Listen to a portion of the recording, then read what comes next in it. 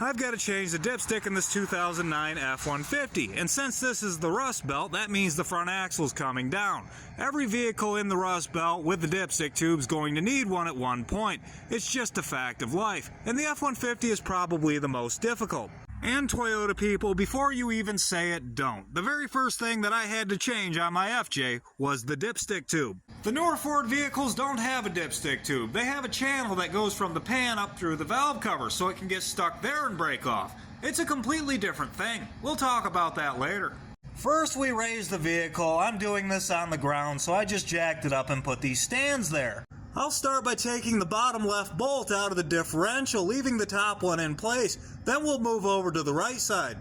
That came out with a 21mm and this swivel on an impact. Over here on the passenger side, we have this 118mm. I'm going to use a ratcheting wrench. Well guys, that hasn't gone well. The bolt is stuck in the bushing and now the bushing's turning with the bolt. So I moved on to this cross member while I think about what to do about that. The 15mm bolts that hold the cross member in have an 18mm nut on the other side. Once the bolts were out, it took considerable force to pry the cross member out of the way, and I still haven't thought of any ideas as to how I'm going to get that bolt out right there. I don't really want to use heat because there's a lot of leaks down here, and I'm pretty sure I'd have a fire. So I'll start with an air hammer. In the 2 hours of heating and beating it took me to get to this point, I've dropped an air hammer in my face. I dropped a 38mm wrench in my face. I dropped my pry bar in my face. And when I finally cut the head of that bolt off, the hot head fell on my belly and burnt.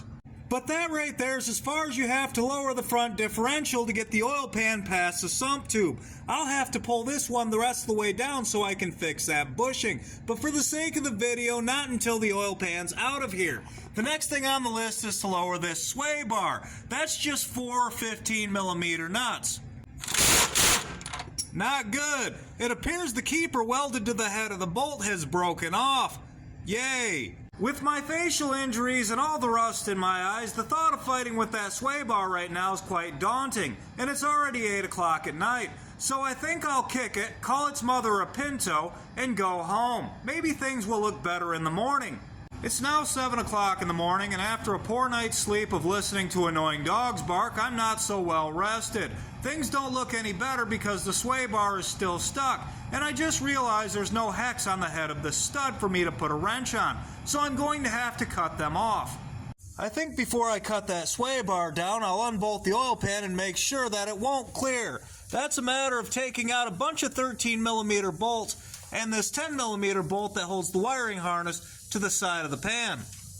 Okay, all of the oil pan bolts are out. I recommend you take the hardest ones out first. That's the 4 on the timing cover and the 1 over the differential on the driver's side.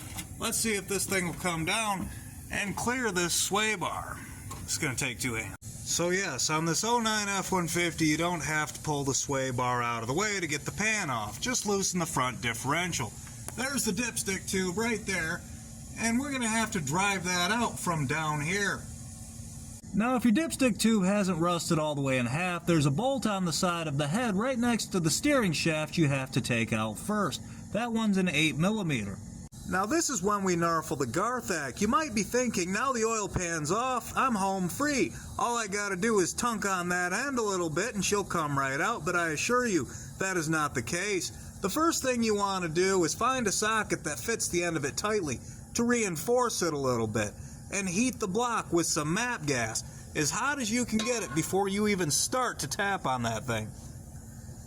Now if the oil that's dripping in your mouth tastes like gas, expect a small fire, but it's unavoidable. You have to heat the block. Alright, I'm first going to try this with an air hammer. Oh, shuzz.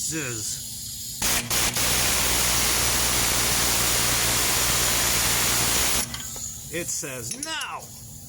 I actually got it on the second attempt with the air hammer. Ow, hot. But that's how you do her. Now let's make our lives as easy as we can. I'm going to clean the dipstick hole with this wire brush on this cordless drill, and then I'm going to put some wheel bearing grease in there so it slides in as well as it can. Make sure you clean that out as good as you can. Get all the rust out. Hell, take some metal if you can.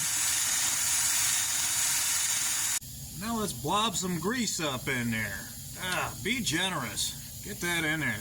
Nice. Yes. Now I gotta make some room to feed that dipstick tube down through the gap that's in the manifold. I'll start by moving the air cleaner and that coolant reservoir, but I'll probably move the brake master cylinder as well. This guy right here. This guy here. This guy here, buttons on the bottom. And all of these things. This coolant line right here. Damn. That bolt and that one over there. Give her a little tug and pull all that out of there. Now this dipstick tube has to go straight down like this, but behind the exhaust manifold. Then twist this direction here and go down into the side of the block. Obviously that's not going to happen with this brake master cylinder here. So let's get that out of the way and hopefully we don't have to move the steering shaft. But at this point, why not? Gotta remove this vent for the front differential. Look at that rusty thing. We unplug the brake level sensor and we've got two nuts on there. Mine are 13 millimeter, but I remember some being 14. Right there. Now I got a pretty good view. Let's see if I can feed that dipstick tube behind the manifold past the engine mount and into the side of the engine block. Okay, starting with it facing that way, down as far as I can and twist while you go in. There's a little bit there and we're there. Now let's go underneath and line it up. That's how she's looking from here. Now we just gotta feel it out, drop a bunch of stuff in our eyes, and find the little hole. And there she is. Now there's going to be a lot of cleaning. And tap it in gently. Now you have to make sure the dipstick tube goes all the way in until the stop bead rests against the engine block. One way to achieve this you might not like, but I put a bolt in here to reinforce it like such. And then I grab a hold of it with a pair of vice grips right here, nice and tight, and just pry it against the side of that gasket surface. And that pulls her right tight in there. Let me see if I can put you up in there so you can see it. Hopefully from there you can see the stop bead is tight against the block. That's what you want.